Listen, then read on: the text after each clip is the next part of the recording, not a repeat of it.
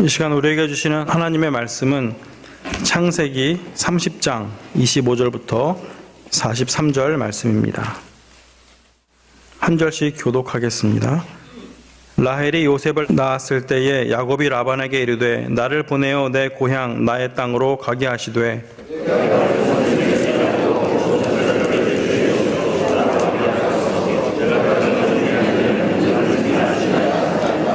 라반이 그에게 이르되 여호와께서 너로 말미암아 내게 복 주신 줄을 내가 깨달았노니 네가 나를 사랑스럽게 여기거든 그대로 있으라.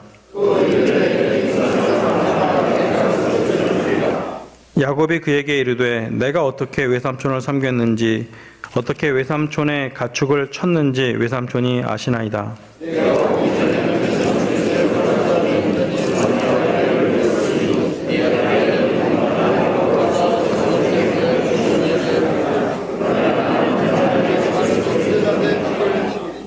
라반이 이르되 내가 무엇으로 내게 주랴. 야곱이 이르되 외삼촌께서 내게 아무것도 주시지 않아도 나를 위하여 이 일을 행하시면 내가 다시 외삼촌의 양떼를 먹이고 지키리이다.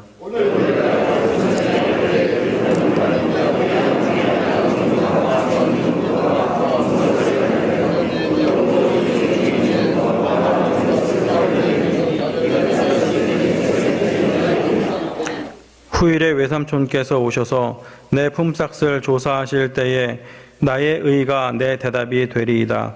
내게 혹시 염소 중 아롱지지 아니한 것이나 점이 없는 것이나 양 중에 검지 아니한 것이 있거든 다 도둑질한 것으로 인정하소서. 그날에 그가 순염소 중 얼룩무늬 있는 것과 점 있는 것을 가리고 암염소 중 흰 바탕에 아롱진 것과 점 있는 것을 가리고 양 중에 검은 것들을 가려 자기 아들들의 손에 맡기고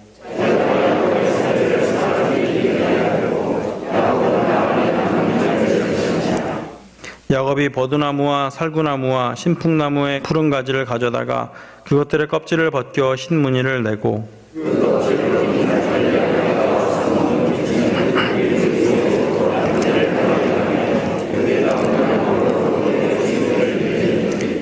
가지 앞에서 새끼를 뱀으로 얼룩얼룩한 것과 점이 있고 아롱진 것을 낳은지라.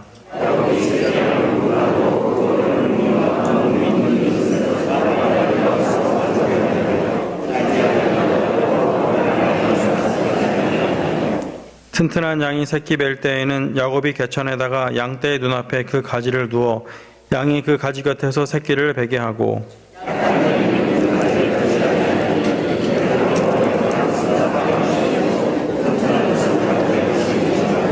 이에 그 사람이 매우 번창하여 양떼와 노비와 낙타와 나귀가 많았더라.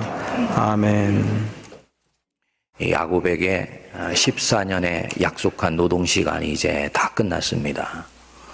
때마침 자기가 사랑하는 아내 라헬이 요셉 아들을 낳았어요.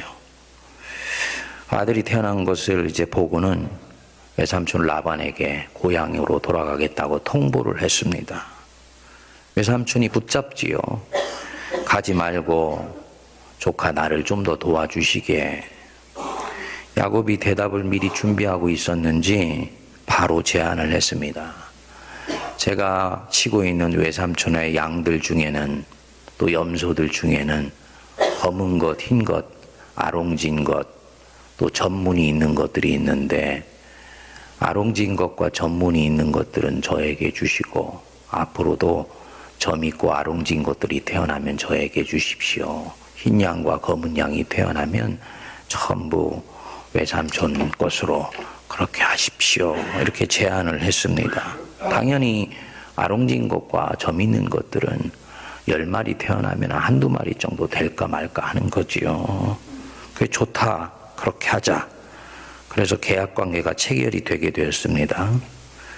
나중에 이제 야곱이 하나님께서 꿈으로 보여주셨다. 그래서 그렇게 했다 그러는데 야곱이 냇가에 가서 가지를 꺾어가지고 그것을 하얀 줄무늬로 만들고 점을 치게 됩니다.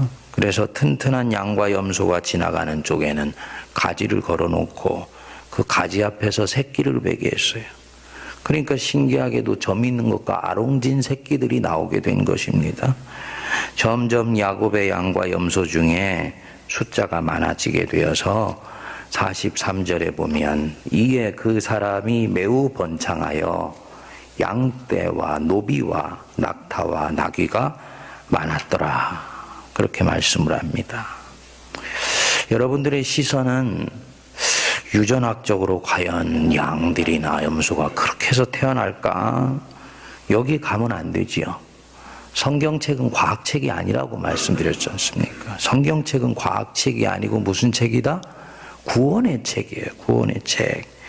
예수를 믿고 하나님을 알게 된 사람이 어떻게 내 생명이 차고 풍성하며 점점 그 삶이 뻗어나갈 수 있는지를 가르쳐주고 보여주고 경험할 수 있게 해주는 책이 이 성경책입니다. 여러분들이 이 30장 끝부분에 가면서 야곱의 인생이 다시 한번 터닝되고 있는 것이 지금 보여지십니까?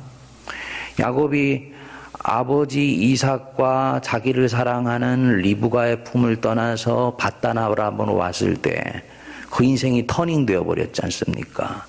그는 아직 알지 못하고 있지만 하나님의 은혜의 손길이 그를 강제로 밧단 아람으로 밀어 넣었습니다. 그리고 그곳은 자기가 원했던 곳이 아니에요. 인생의 어두컴컴한 터널이었고 황량한 사막의 시절이었고 등산으로 치면 그야말로 끝없는 내리막길과 같았습니다. 그리고 그곳에서 그는 굉장히 혹독한 세월을 보내게 됩니다. 이전의 경험이 별로 도움이 안 돼요. 하나님이 이렇게 한번 다루시기 시작하시면 이전에 자기가 가졌던 그런 경험들이나 지식들이 별로 도움이 되지를 않습니다. 한 번도 살아보지 않았던 방식으로 이때부터 이렇게 이 밧단 아람에서 살게 되었죠. 일어나서 자신과 자기 환경을 보면서 내가 도대체 여기서 왜 이렇게 살고 있어야 되는 거야. 자기 자신에게도 자신이 낯설어지는 그런 삶입니다. 환경이 그만큼 비관적인 거죠. 환경에 몸이 딱 붙어야 되는데 이게 붙지를 않는 것입니다. 그렇지 않습니까? 자신도 둘째가라면은 서러워할 사기꾼인데 한수위의 사기꾼이자 이 음모자를 만나서 얼마나 모진 고생을 지금 하고 있습니까? 그래서 저는 이 상황에서 이 야곱이 어떤 마음으로 이 터널의 시간을 보내고 있는지, 이 사람이 어떻게 살았기에 30장 43절에 보면 그 밧단 아람의 터널의 시간들이 터닝이 되면서 그 사람이 매우 번창해 양떼와 노비와 낙타와 나귀가 많았다 하고 마침내 광명이 드는 인생의 시간으로 들어가고 있는지 굉장히 궁금합니다. 그도 그럴 것이 외적으로도 그렇지만 자신에게 있어서도 이 상황은 되게 힘든 상황이거든요. 그때 내가 참았어야 되는데 내가 그 때를 기다리지 못하고 내 욕심도로 해버려서 인생이 이렇게 꼬여버린 것 아닌가. 이 자책과 회한이 밀려오면 견디기 힘듭니다. 엄청난 시험의 시간이죠. 이 시험의 시간은요, 대부분 사람의 마음은 낙심하고 좌절하는 쪽으로 마음이 가게 되어 있습니다. 그 사기꾼 외삼촌이 14년 동안을 지내는 동안에 어떻게 이 야곱을 대했느냐. 품삯을 속였다 그랬습니다. 몇 번을 속였다고요? 10번 속였다 그랬어요. 그럼 지금 이 야곱이 하나님 일을 하고 있는 것이 아니고 누구 집 일을 돌보고 있습니까? 외삼촌 집 일을 돌보고 있어요. 그 외삼촌이 자기를 아주 후대하고 자기를 존중해주고 자기가 하는 일들을 보석처럼 귀하게 여겨주는 사람이 아니고 자기를 함부로 대하는 사람인 거예요. 당연히 자기를 함부로 대하며 자기를 인간 대접도 하지 않는 이 외삼촌 일을 하고 있으니까 사람의 자연스러운 마음은 대충 일하면서 끼니나 때우지. 약속한 기한 채우고 내가 끝나자마자 내가 고향으로 돌아가리라. 대충 인생을 살 것입니다. 어차피 내 것이 아니고 외삼촌 것이고 그 외삼촌이 나를 얼마나 지금 함부로 대하고 있습니까? 그런데 오늘 본문에 보면 야곱은 자신의 인생을 그렇게 살지 않았다는 것을 보여줍니다. 사랑하는 라헬을 얻기 위해서 7년 동안을 정성을 다해서 외삼촌 집을 섬긴 것은 말할 것도 없고, 속은 이후에 또다시 7년을 일하면서도 이 야곱의 자세는 처음 7년과 별반 다를 바 없이 흩어지지 않고 집중력을 가지고 외삼촌 집을 돌봅니다. 그렇게 일을 했기 때문에 14년의 세월이 지났을 때 라반조차도 고백하며 얘기를 하잖아요. 27절 여러분 보십시오. 라반이 그에게 이르되 여호와께서 너로 말미암아 내게 복 주신지를 내가 깨달았다. 내가 점점 부가 쌓여가는 것이 저 야곱이 내 양과 염소들 정성스럽게 돌보는 것 때문에 하나님이 내게 복을 베푸시는구나 하고 인정하는 것입니다.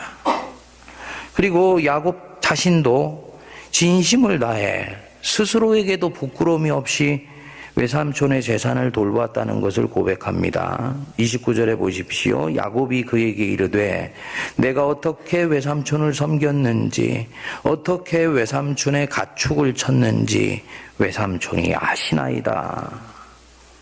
뒤에도 보면요, 31장 38절 근처에 보면 정성을 다해 돌봤던 자기 삶을 회고해요. 38절에 내가 이 20년을 외삼촌과 함께 하였거니와 외삼촌의 암양들이나 암염소들이 낙태하지 아니하였고, 왜? 정성을 다해 돌봤기 때문에. 또 외삼촌의 양떼와 순양을 내가 먹지 아니하였으며 물려 찢긴 것은 내가 외삼촌에게로 가져가지 아니하고 낮에 도둑을 맞았든지 밤에 도둑을 맞았든지 외삼촌이 그것을 내 손에 찾았으므로 내가 스스로 그것을 보충하였다. 정성을 다해 외삼촌 일을 돌봤다는 것입니다. 하나님의 집이 아니고 사람의 집을 돌보는데 그것도 자기를 끊임없이 배반하고 자존심을 상하게 하고 자기에게 상처 주는 사람의 집을 돌보는데도 그렇게 정성스럽게 섬긴 것입니다. 이 아브라함이나 이삭이나 이 야곱, 이 족장들 보면 그 점점 흥황해 가고 있는 가문이라는 것을 볼 수가 있습니다. 이들은 기질도 성격도 다르고 자기들이 살아가고 있는 시대 환경도 다릅니다. 그런데 공통점이 있어요. 주어진 일에 대단히 충실하고 대단히 성실합니다. 나도 그렇게 살아야지. 좋은 마음이죠. 그런데 여러분, 계속 그렇게 살 수 있기 위해서는 마음의 중심이 어디를 향해 있느냐 중요하고요. 그 마음의 중심이 어디를 향해 있느냐는 내가 누구인가를 아는 것이 훨씬 중요합니다. 우리는 보통은 내가 무엇을 할 것인가에 관심을 두는데 내가 누구인지를 제대로 알았을 때 내가 무슨 일을 할 수 있을 것인지 어떤 일을 해야 되는지도 내 앞에서 튀어나오게 됩니다. 야곱은 이미 이 단계에 오면 사기꾼으로서의 아이덴티티 정체성을 이 밧단 아람에 와서는 서서히 씻어 내려가고 있는 것을 볼 수 있게 돼요. 그래서 레아와 라헬이 자녀를 낳을 때도 이 아내들이 확고한 하나님에 대한 의식 속에서 자녀들의 이름을 지어가는 걸 보지요. 뭘 얘기했냐면 간접적으로지만 야곱이 이 밧단 아람에서 생고생하는 가운데서 조금씩 하나님을 의식하고 하나님을 사랑하고 하나님을 나아가서 이제는 경외하는 사람으로까지 자기 자신의 존재가 빚어져 가고 있다는 것입니다. 즉 하나님의 사람으로 되어가고 있는 거예요. 자기가 누구이다? 하나님의 사람이다. 라반의 집에서 라반에게 학대받고 홀대받고 있는 사람의 자녀가 아니고 나는 하나님의 자녀이다 라는 이 자기 정체성을 형성해 가고 있는 것입니다. 그러니까 하나님의 사람이면 살 때도 어떻게 삽니까? 하나님 앞에서 살아가는 거죠. 내가 지금 누구 앞에서 살아가고 있는가? 사람 앞에서 살았다면 그는 낙심하고 좌절해요. 그리고 이것은 성실하게 살았던 하나님의 사람이 가장 첫 번째로 걸려 넘어지는 시험입니다. 하나님의 사람이 아닐 때는 자기 죄 때문에 걸려 넘어졌습니다. 근데 하나님의 사람인데도 걸려 넘어져요. 어떻게 걸려지냐? 세상에 있는 악에 의해서 나를 둘러싸고 있는 미성숙한 사람이나 공동체가 내게 주는 상처에 의해서 걸려 넘어집니다. 교인들이 교회에서 주님 일 하다가 걸려 넘어져요. 세상에 교회에 구원을 얻으러 왔더니 오히려 교회는 내 가슴에 칼을 꽂았다. 이런 일이 있습니다. 어떻게 교회에서 그런 일이? 교회에서 그런 일이 있지요. 왜냐하면 교회야말로 죄인들의 집단이기 때문에. 근데 그때 그 사람은 시험에 걸려 있는 거예요. 낙심하고 좌절할 수밖에 없는 것이 인간적인 마음입니다. 근데 이때요, 하나님 앞에 자기의 마음을 견고히 세울 때 그 시험을 이겨가는 사람이 되는 거지요. 무슨 얘기냐? 나는 하나님의 사람이기 때문에 하나님 앞에서 살아가. 사람을 섬기듯 하지 않고 하나님 앞에서 하나님 섬기는 마음으로 이 야곱이 라반의 집을 돌보았습니다. 어제 말씀드렸잖아요. 하나님이 다 지켜보신다고.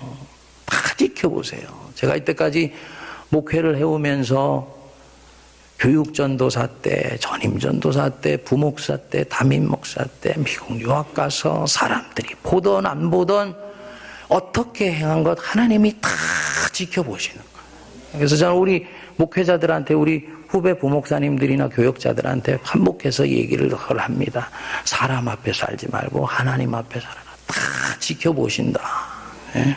여러분, 목회자에 대한 얘기뿐만 아니라 여러분들에 대한 하나님의 마음이죠. 다 지켜보셨습니다.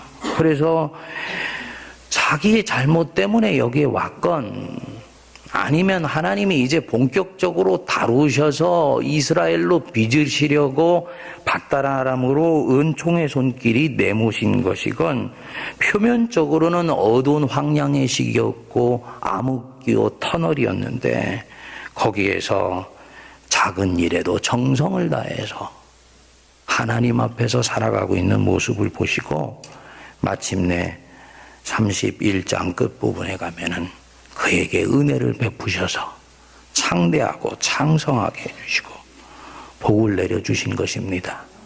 인생의 팔부능선을 넘어간 것입니다.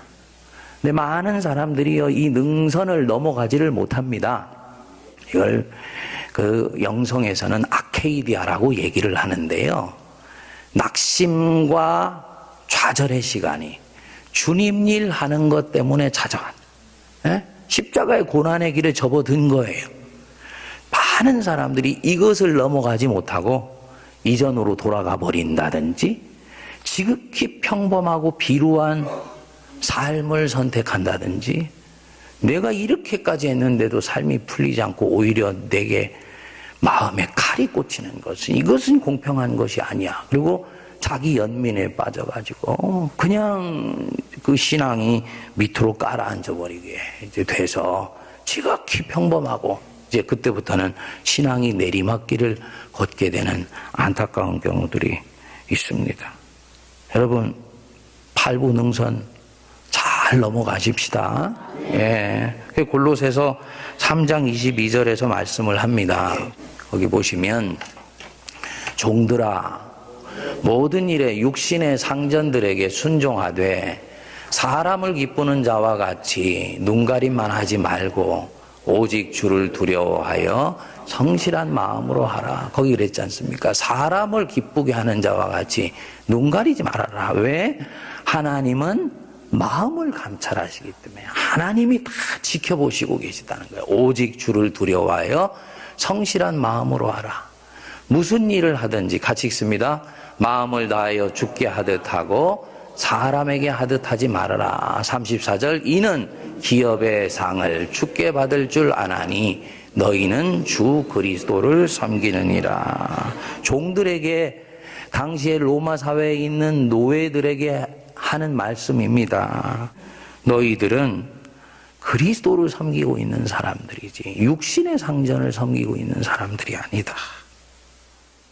여러분, 주님 앞에서 살아가신 오늘 이 하루 되시기 바랍니다.